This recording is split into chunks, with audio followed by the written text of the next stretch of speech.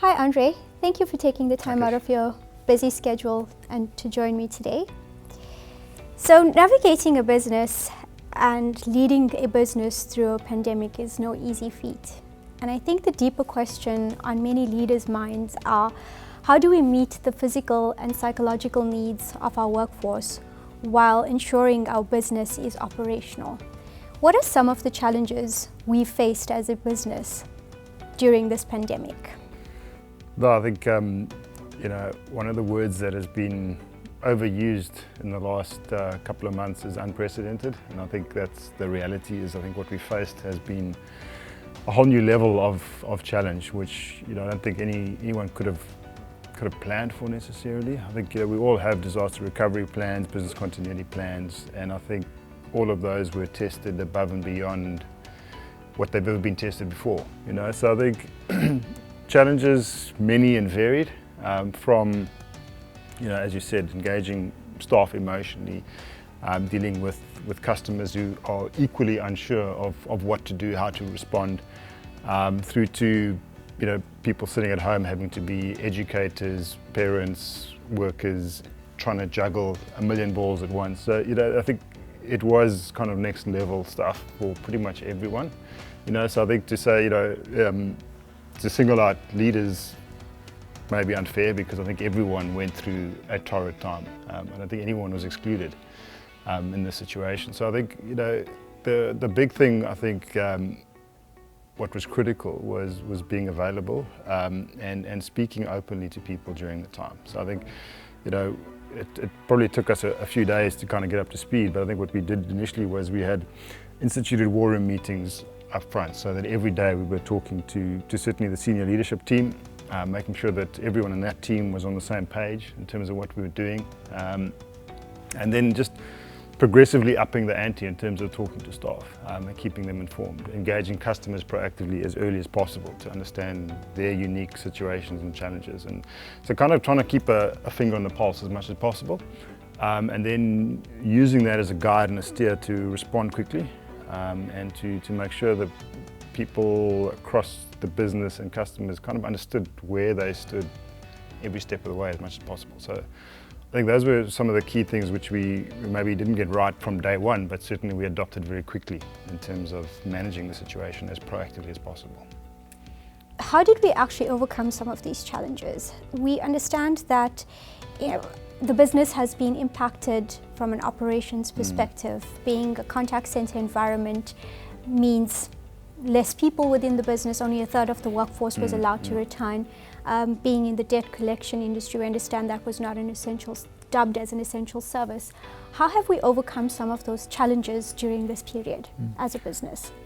So I think what stood us in good stead was, I know we've spoken about it previously, is the journey we embarked on just over a year ago into enterprise agility.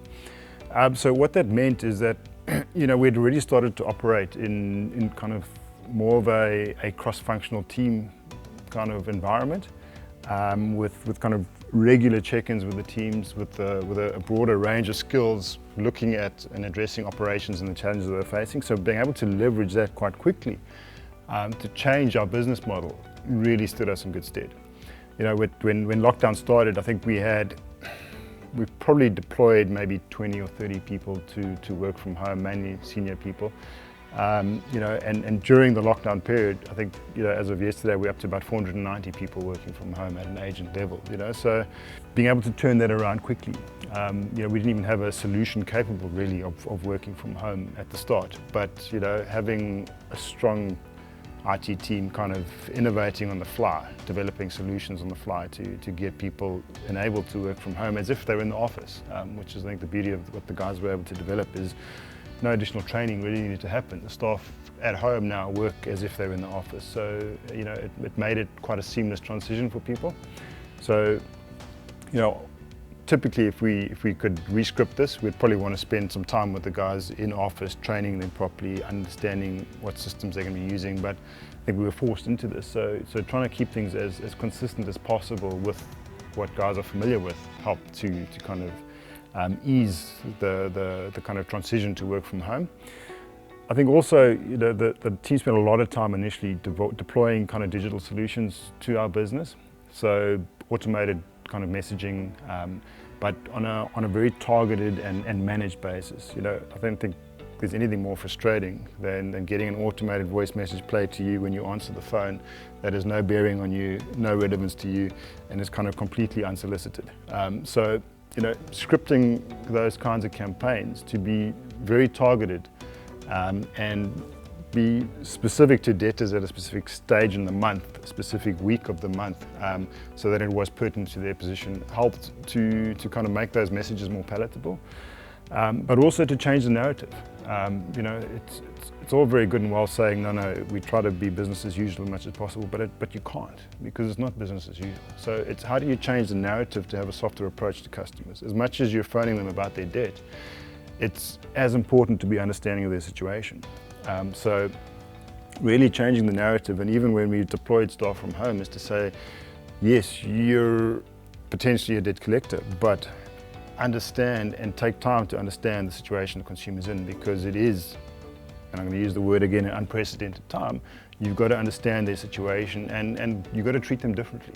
And we've certainly seen that stand us in good stead in terms of being able to adopt to a different way of conversing with consumers, tailoring the way we engage with them to put additional channels in place.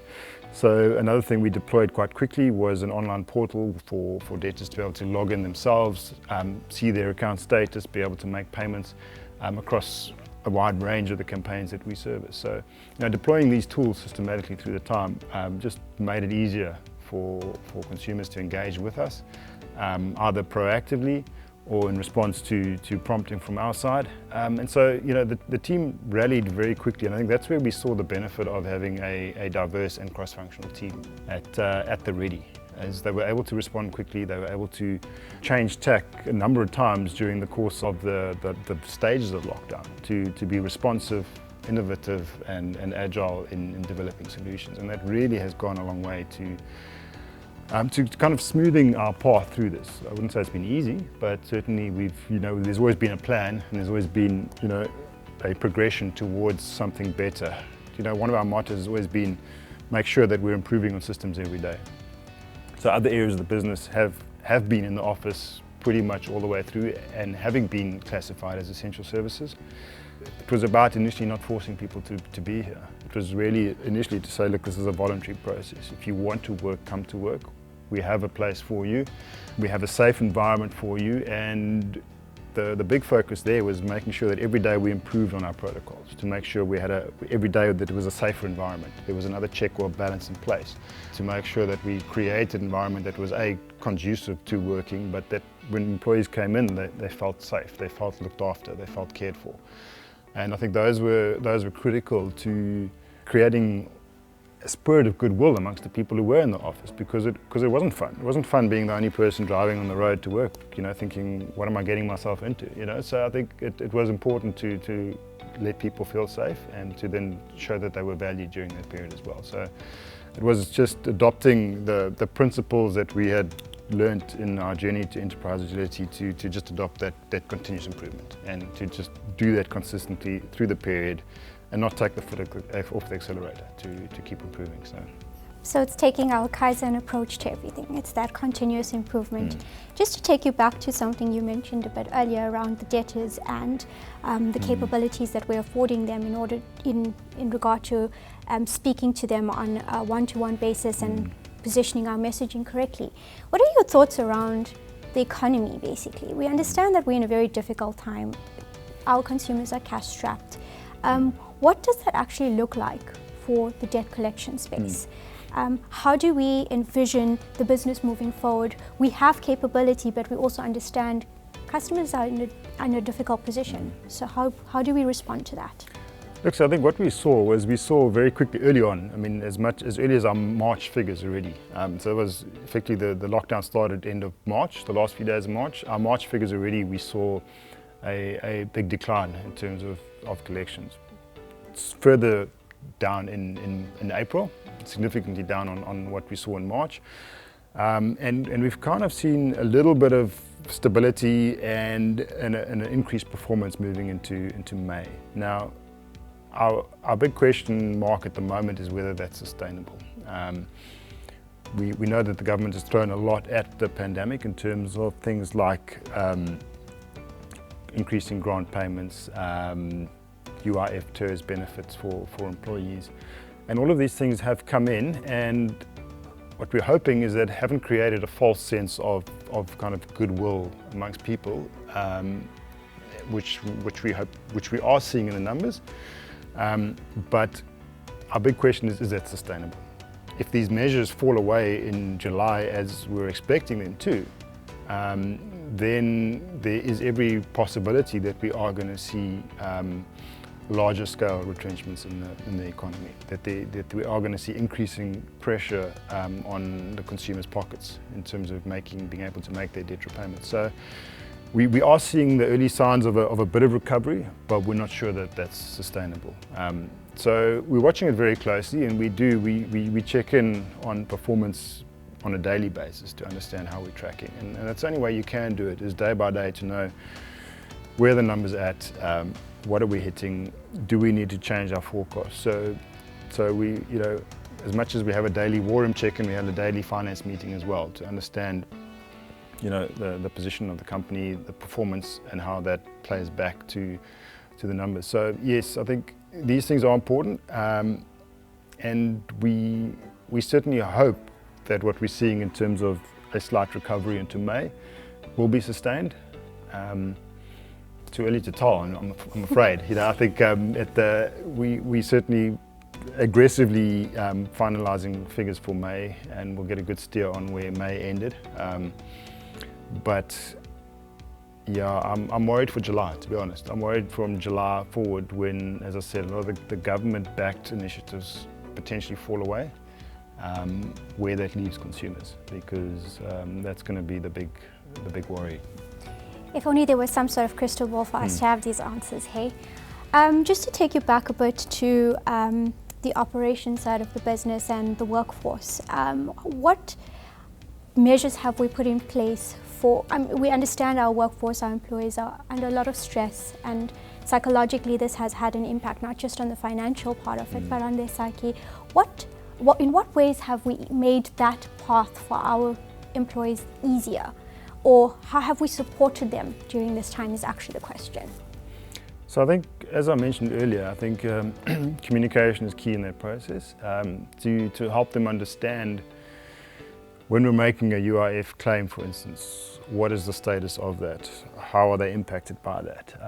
Because I think immediately, financial vulnerabilities are exposed in a situation like this. So trying to give people as much certainty as possible around how salaries are going to be paid, for instance, how UIF benefits are going to play out, helps to support people, because we know that if you've got something personal or financial niggling in the back of your mind, you can't give your full attention to your work. So trying to give people as much certainty around that has certainly, I think, helped to smooth the path and make life a little bit easier.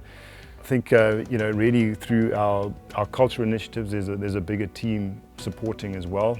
You as well, through your marketing efforts, I know you have put a lot of material into the hands of employees to say, if you need to reach out to banks, etc., here's a handbook that we put together to help you in a situation like that. So, I should be asking you that question in terms of what you did, and I think, you certainly played a big role in making sure that we did keep the communication to our staff open, to give them the tools in terms of managing things like their finances, how to engage with their children. I know you assisted with elements in that space as well. So it was around trying to put information in the hands of people, educating them as much as possible about the virus and the pandemic, how to keep themselves and their families safe.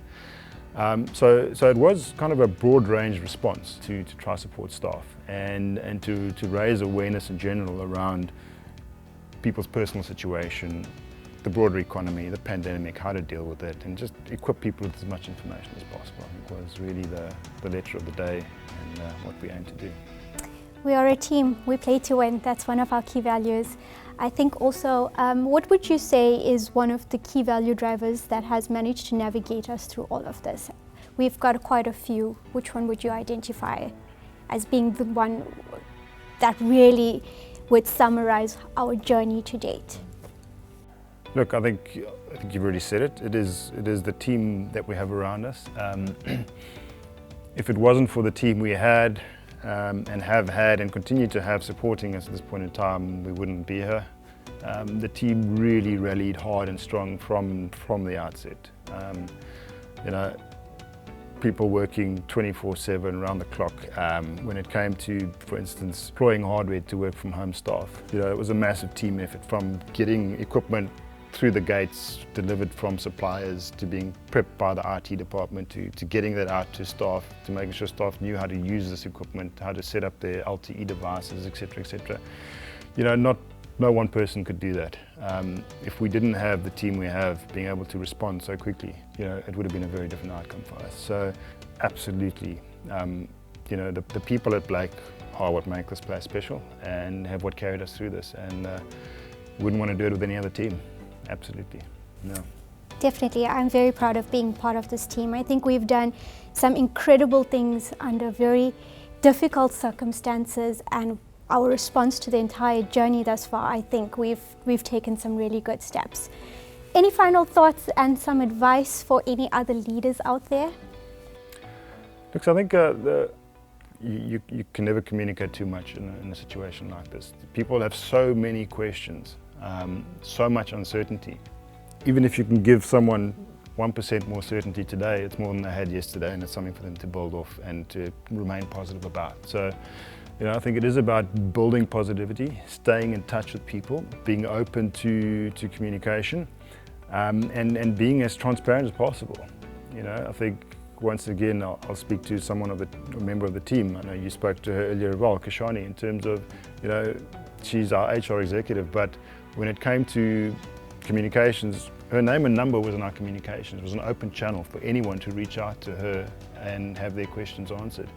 You know, so creating those kinds of avenues of support for people was critical. So, you know, it's easy to hide away behind a locked door and put your head down, get in your burrow and sit silent for what we thought was 3 weeks, what ended up being 2 months. You know, hide away for 2 months, emerge from your burrow, and there's going to be nothing else around you. But stay open to the communication, keep your staff in the loop as much as possible, keep feeding information, make information available to people so people can make informed decisions, feel like they're part of that process. You know, just to speak to one of our other values, our people matter.